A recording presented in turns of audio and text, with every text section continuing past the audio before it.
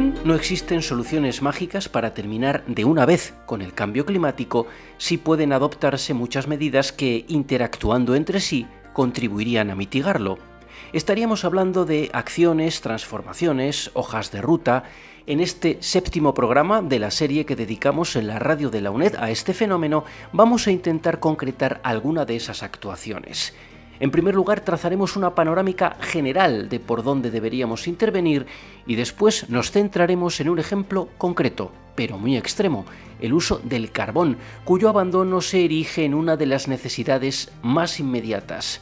Por supuesto, también nos fijaremos en el modelo científico y sus dinámicas que nos ayudarán a obtener algunas respuestas adecuadas.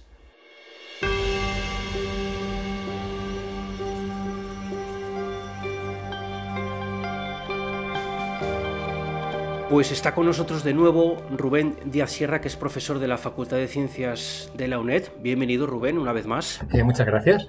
Un placer, como siempre.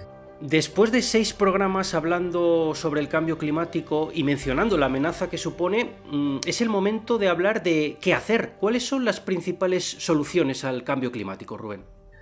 Bueno, lo primero sería especificar que soluciones quizá no sea la mejor palabra para hablar de cambio climático, de las respuestas. Por supuesto, tenemos un problema, lo hemos visto ya en muchas ocasiones, y habrá que hacer algo para que eso se detenga o para empezar incluso a revertir el calentamiento. Pero soluciones, hablar de una solución parece que es como una idea de que tenemos una forma de actuar que va a resolver las cosas. Pues no sé, un poco pensando, si tenemos el problema de la COVID, pues pensamos que la vacuna va a ser la solución. Una vez que se aplique, aunque tenga sus dificultades, pues ya estará, ¿no? Eso ya hemos pasado página. Y en cambio climático no tenemos la ilusión de una solución ahí. Hay que hacer una transformación, quizás sea mejor la palabra, un montón de cambios a todos los niveles que serán los que consigan cambiar las cosas. Entonces, pues hablamos de acciones, de transformaciones, de hojas de ruta. Y sobre esto hay muchísimo material, podemos estar hablando horas, un montón de programas, hay un montón de libros, cursos sobre todo esto. Al hilo de lo que estás diciendo de cursos, precisamente la UNED va a poner en marcha un curso de verano en esta edición del próximo verano titulado Hojas de Ruta para Habitar el Cambio Climático, ¿verdad? Eso es, sí, va a ser la 4ª edición del curso de verano del Centro Asociado de Ávila dedicado al cambio climático. Se está convirtiendo en un seminario permanente, digamos, sobre cambio climático y se han abordado pues, las causas físicas, los impactos, la comunicación. Y ya los estudiantes en la última edición nos pidieron que abordáramos el tema de las respuestas. A ver, ¿qué hacemos con todo esto que año tras año nos contamos? Y bueno, no pudo ser el año pasado, ya imaginamos por qué.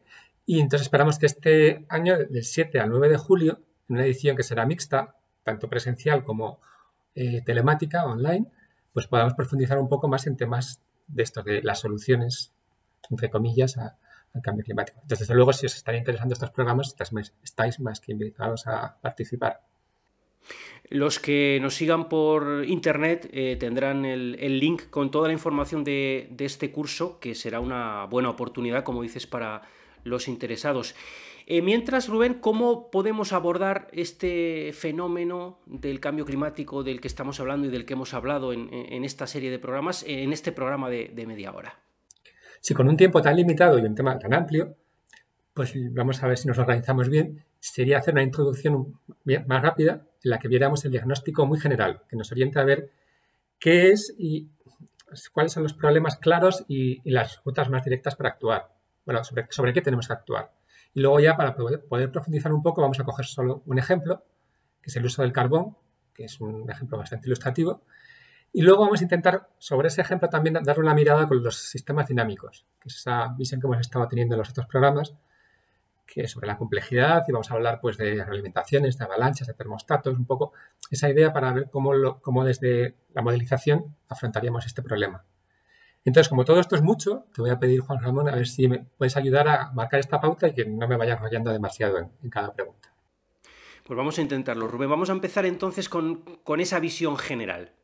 Bueno, lo primero es aclarar el lenguaje técnico básico, que es muy específico así entre expertos, que se habla de 2 grandes bloques a la hora de actuar frente al cambio climático. Es la mitigación y la adaptación.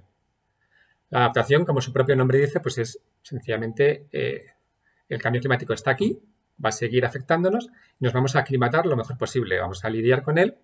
No se trata de resolver la fuente del problema, sino capearlo lo mejor posible.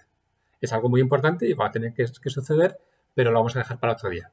Vamos a centrarnos en lo que se llama mitigación. Y entonces, ¿a qué nos referimos exactamente con mitigar el cambio climático? Es una expresión que no es muy afortunada en castellano, pero bueno, directamente lo que viene a referirse es a la reducción de la concentración de los gases de efecto invernadero en la atmósfera. Ya sabemos que la principal palanca del cambio climático que tenemos actualmente es la mayor concentración de gases de efecto invernadero en la atmósfera que la que habría si no hubiera habido una acción humana. Por tanto, es obvio que la solución entre comillas a esto sería que haya menos concentración. Entonces, para navegar un poquito por esta idea, tendríamos primero que saber cuáles son los gases de efecto invernadero y para cada uno de ellos ver cómo se producen y cómo se puede evitar esa emisión y sobre todo también importante a qué velocidad hay que hacerlo.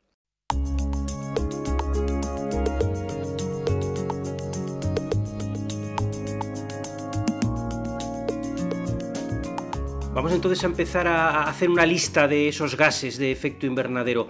Todos conocemos ya uno, ¿no? El CO2. Sí, normalmente es el que hablamos, el CO2. Es el principal.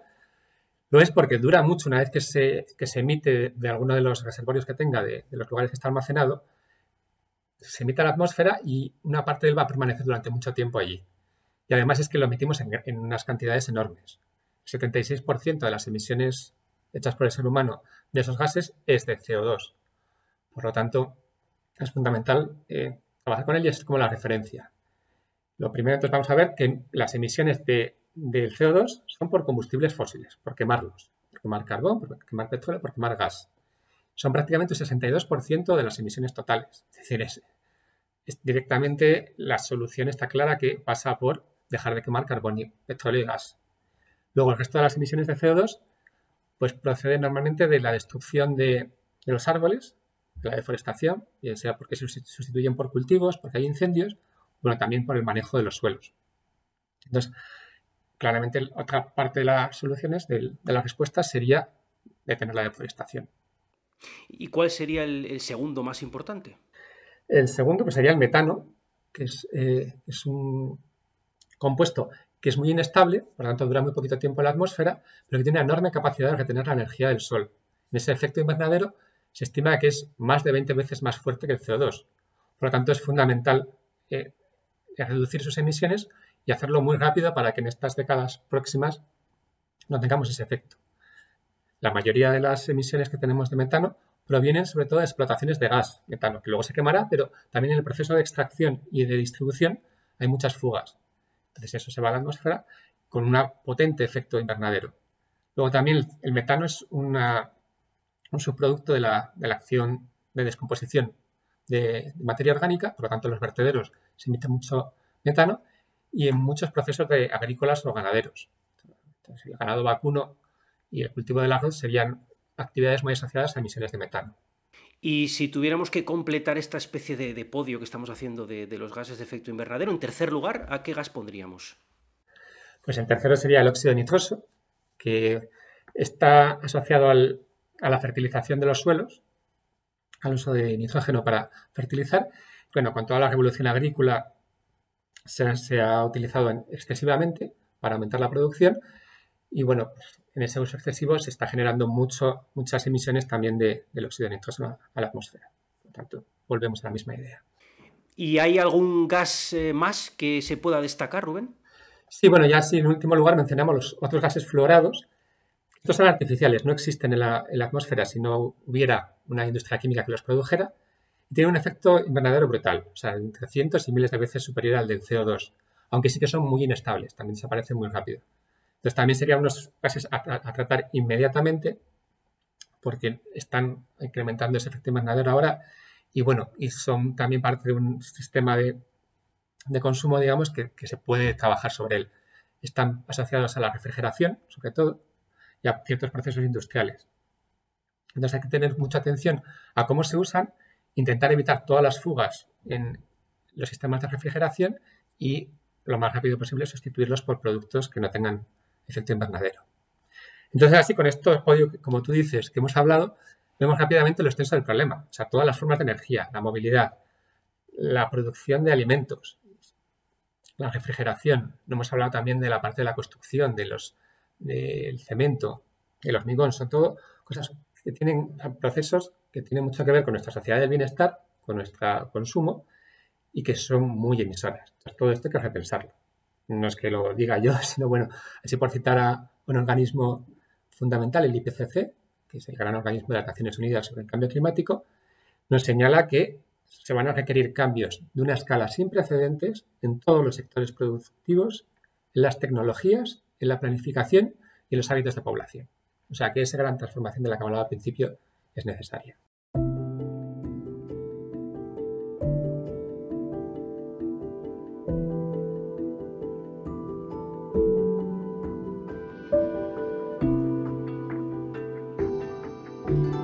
Pues vamos a centrarnos en el carbón. ¿Por qué es tan buen ejemplo?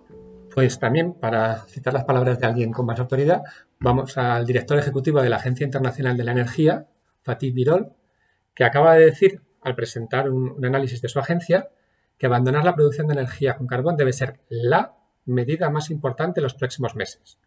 Estamos ahora en las rondas previas de negociación a la siguiente gran reunión sobre el clima, la COP26. Entonces, el carbón es que genera todo tipo de problemas ambientales y de salud, y para el cambio climático mucho peor. Digamos así, por hacer una comparación, que cada kilovatio de energía de potencia eléctrica generada por carbón emite 2,6 veces más que si esa energía hubiera sido producida con un ciclo combinado de gas natural. Es decir, que dentro de la electricidad más contaminante, que sería la generada por centrales de combustión, la de carbón es la peor de todas, 2,5 veces más que otras opciones. Pero el uso del carbón parece que ya está en descenso, ¿no? Bueno, pues sí, en muchos países desarrollados sí. España en particular pues lo está haciendo bastante bien a nivel interno. En el último inventario de gases de efecto invernadero 2019 que se presentaba, señalan que hay un descenso de emisiones por quema de carbón de 66% en el último año. Es una tendencia que desde el 2002, con algún aumento en el 2019, pero bueno, ahora ya con unas bajadas muy fuertes en los últimos años, es continuado. Entonces las minas de carbón están prácticamente liquidadas y se mantienen unas pocas centrales eléctricas con carbón que en el 2026 previsiblemente estarán cerradas. Entonces, lo que nos interesa no es la tendencia local, sino también la global.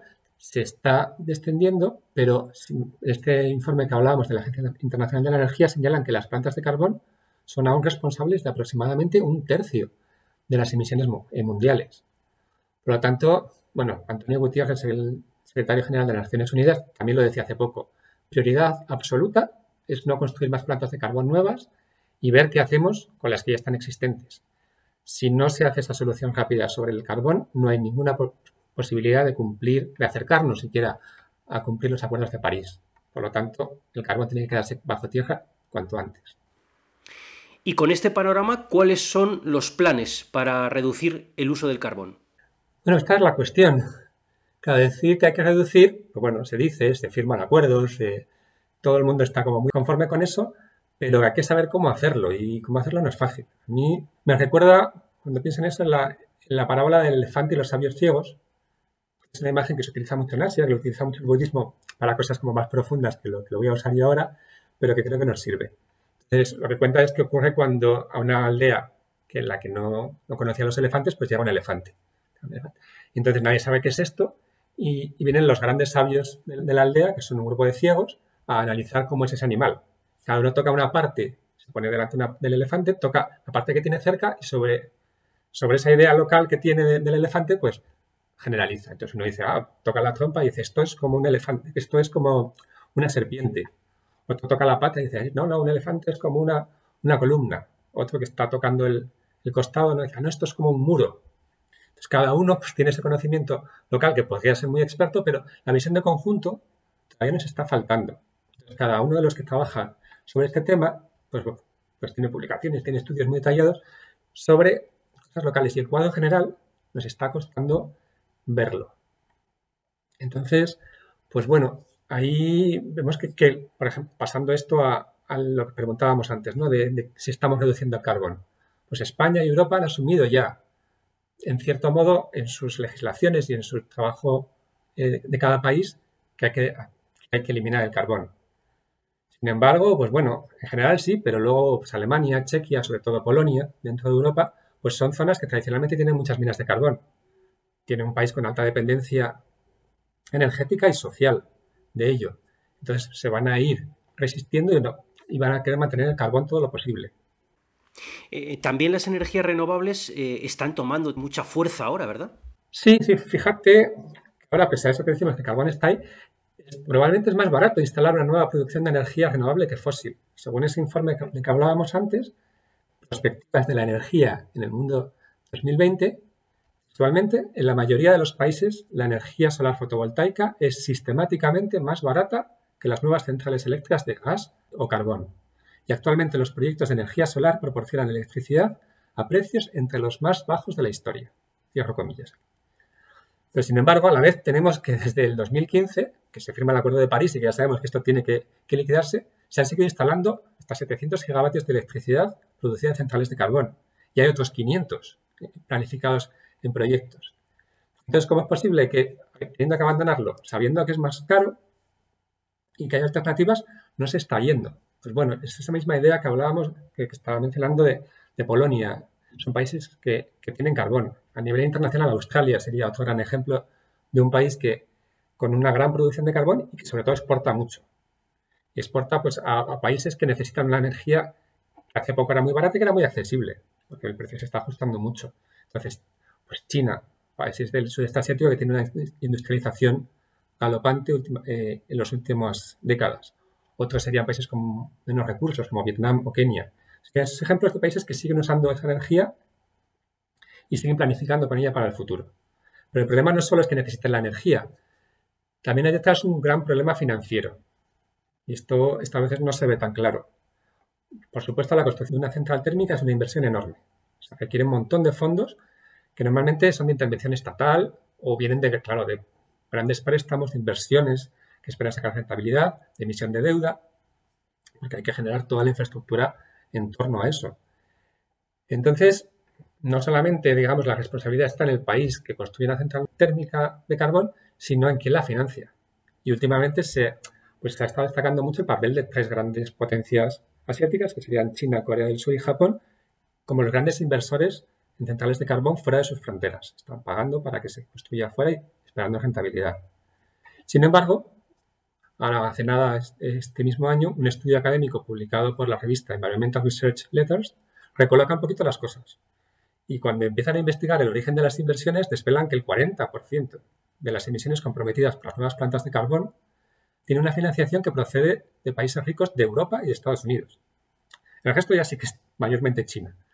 Pero estamos viendo que los países más desarrollados están asumiendo un coste en transformación local, pues en España se está haciendo toda esa reconversión de las zonas mineras y, sin embargo, los grandes capitales, los bancos, los fondos de inversión que sí tienen ese origen, ese dinero europeo, ya tienen su propia lógica del capital, en el cual pues, el dinero tiene que generar intereses, no responde a ningún parámetro social, salvo que se le obligue, claro, y las obligaciones no están todavía muy claras, solo funciona en función de la rentabilidad. Entonces, seguimos preguntándonos, ¿pero el carbón es que sigue siendo rentable? Y aunque en la suma global no lo sea, sabemos que no lo es porque a nivel ambiental y tampoco a nivel económico, pues hay en ciertas rutas sí que hay formas de que el carbón sea rentable. Pues hay unas subvenciones históricas al carbón, hay unas grandes compañías que tienen ya formadas para trabajar en ese negocio.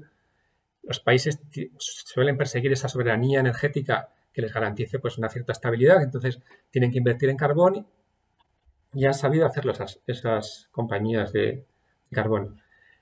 Entonces los mecanismos que están formados ya siguen generando beneficios para la gente implicada. Justo cuando estaba terminando de preparar el programa, pues el Independent, el periódico inglés, sacaba un artículo propio de investigación que revelaba lazos muy estrechos entre directivos de bancos británicos y el negocio del carbón. Entonces, localmente, generalmente, a nivel global, digamos, no puede no ser rentable, pero si los implicados para ellos es rentable, pues todos estamos pagando eso.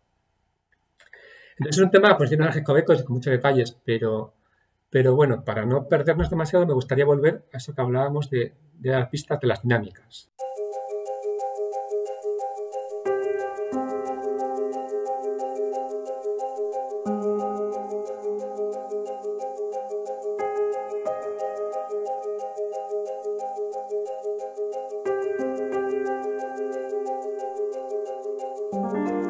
Aquí es entonces donde podríamos retomar los sistemas complejos y esas dinámicas, ¿no? Pues espero que nos sean de ayuda también. Pues hablábamos los dos programas previos, pues del sistema Tierra, del clima, un sistema muy complejo con muchos elementos.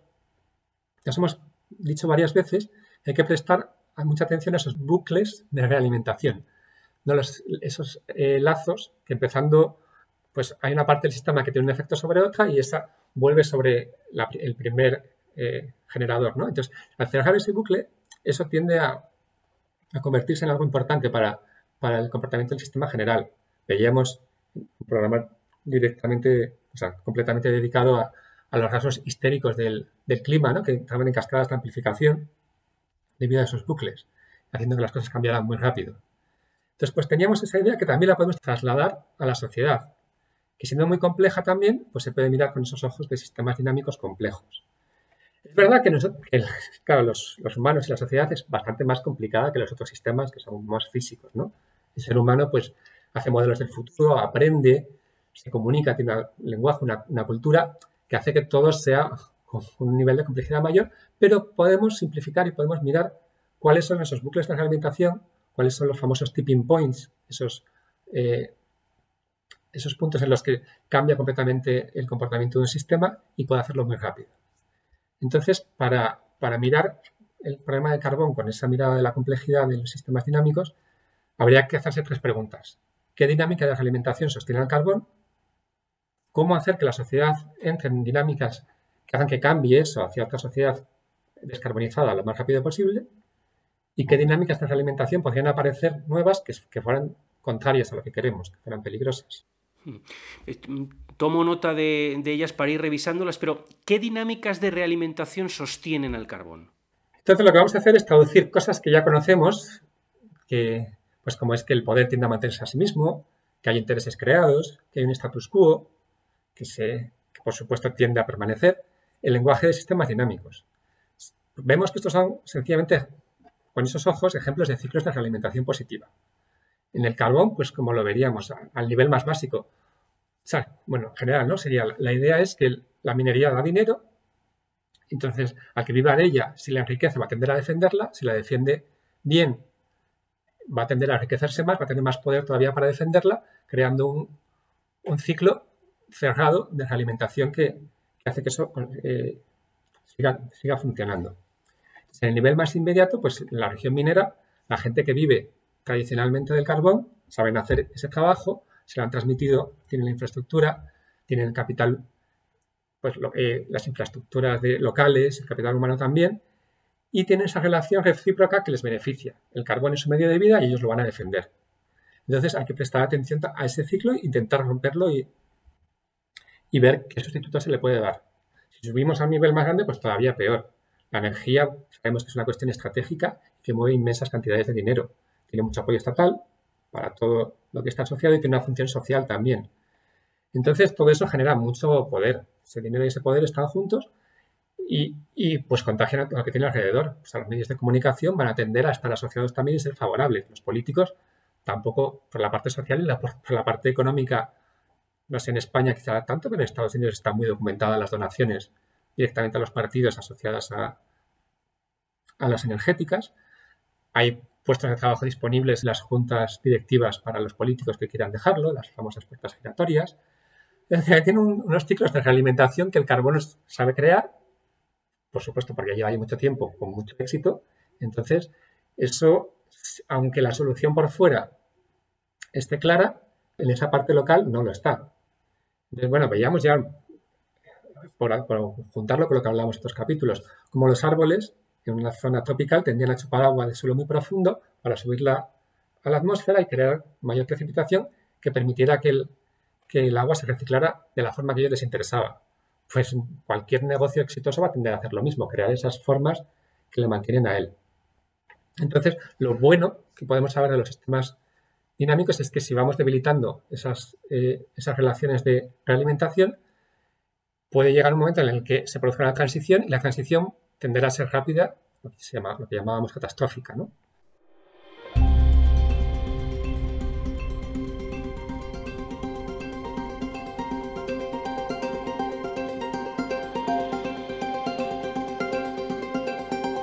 También planteabas como segunda dinámica, ¿no? ¿Cómo hacer para que la sociedad entre en esas dinámicas que hacen que cambie rápidamente hacia una sociedad descarbonizada? La clave, teóricamente, sería romper las dinámicas de alimentación que mantienen al carbón y todas las demás producciones y consumos que crean el cambio climático. Y a la vez hay que formar otras dinámicas que realimenten alternativas renovables. Y hay que estar atentos a que en los momentos de crisis no se formen dinámicas de alimentación que vayan en la dirección contraria. Bueno, ahora como ejemplo voy a tratar otra publicación reciente. No es tanto una investigación teórica como un esfuerzo de un grupo de expertos que han querido poner un marco teórico a todo esto y desde su experiencia apuntar hacia dónde debemos ir. El artículo se publicó en el 2020 en la revista de la Academia Nacional de las Ciencias de Estados Unidos, la PNAS, y bueno, y el título traducido es La dinámica de los puntos de inflexión sociales para estabilizar el clima terrestre en el 2050. Tiene muchos autores, entre ellos una española, Nerea Morán, del Observatorio para una Cultura del Territorio. Y el objetivo de ellos, cuando se juntan y cuando hacen como un panel de discusión para preparar este artículo, fue analizar la pregunta que nos estamos haciendo. ¿Qué dinámicas tenemos que mirar prioritariamente? Entonces, la respuesta en realidad es bastante clara, pero está bien formularla así. Y es romper con las dinámicas negativas. Respecto a los sistemas de producción de energía, pues lo primero que hay que hacer es eliminar los subsidios a los combustibles fósiles y crear alternativas, incentivando generación de energías renovables para que su accesibilidad y la economía, digamos, la escala de la economía que los produce, sea mucho mayor para beneficiar toda esta transición.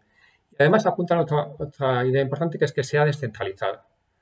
Romper la formación de esos bucles de realimentación poderosos que hacen que las cosas no cambien. Si distribuimos la producción de la energía no en grandes centrales solares, por ejemplo, sino en mucha gente teniendo muchos paneles solares, pues quizá tengamos unas dinámicas que respondan más fácilmente y que tengan menos inercia a mantenerse en lugares negativos. Entonces, bueno, todo eso sería actuar directamente sobre la parte energética, pero también hay que reforzar otra serie de dinámicas sociales. Entonces, lo fundamental, desde luego, es romper la relación entre las finanzas y los combustibles fósiles o cualquier forma de producción que está asociada a emisiones grandes. Entonces, pues lo que dicen, que no hay nada más cobarde que $1.000.000. Entonces, si la normativa y los grandes acuerdos dejan muy claro que, por ejemplo, va a empezar a haber una tasa de carbono, una tasa al carbono, las emisiones de carbono, pues van a empezar a ver que eso no es rentable y van a retirarse. Y de un negocio del que se retira el dinero cae rápidamente. Entonces, todas estas alternativas pasan también por crear ciclos en los que la educación, la transparencia de datos, el sentido de la ética compartidos también se propague. O sea, no solamente hay que actuar sobre negocios particulares o sobre finanzas, sino también crear una nueva cultura en las que la sociedad vea de otra forma el uso del carbón o de cualquier forma emisora de producción. Entonces, si hay datos, si la gente entiende lo que está pasando, si tenemos una conciencia de las implicaciones éticas de lo que se está haciendo, pues hombre, el sentido de justicia y de igualdad va a hacer que las cosas cambien rápido. Por último, Rubén, ¿qué dinámicas de realimentación podrían aparecer nuevas que serían más peligrosas aún? Bien, esto es un tema complejo también, solo quería apuntarlo porque daría para un solo programa, pero digamos que puede haber otras dinámicas que se creen que en este momento de dificultad y necesidad de cambio, en vez de ir hacia adelante, vayamos hacia atrás. Así, por ponerle un nombre visual que tiene éxito en Estados Unidos, sería la política del aguacate, que sea verde por fuera y blandita por fuera, pero con un corazón bien marrón y duro. Entonces sería un poco reaccionar ante un problema verde, sería cambio climático, ¿no? Tenemos una sensibilidad ambiental, pero la respuesta que damos es una respuesta, pues, más bien en la órbita fascista. Es decir, cada uno que se salve como pueda, el barco se está hundiendo, los recursos no dan para todos, el clima va a ser cada vez más duro, va a haber que dejar de utilizar carbón, va a haber que dejar de utilizar combustibles fósiles, quizá la producción de alimentación y su distribución no sea tan grande, entonces Pues el que tenga dinero en los países desarrollados, que son precisamente los que han creado el problema y los que lo exportan al resto del mundo, tienen la capacidad de financiarse una adaptación al cambio climático y una respuesta que les salve a los ciudadanos de esa zona, sobre todo a los más ricos, claro. Entonces, deshumanizamos al resto y pues creamos esa política de fascismo verde, fascismo local, mirando a solo nosotros, evitando la mirada global que podría tener una solución. Eso hay que tener mucho cuidado con eso. Bien, pues tenemos que terminar porque estamos ya fuera de tiempo y no creo que en esta ocasión sea necesario sacar muchas más conclusiones, ¿no?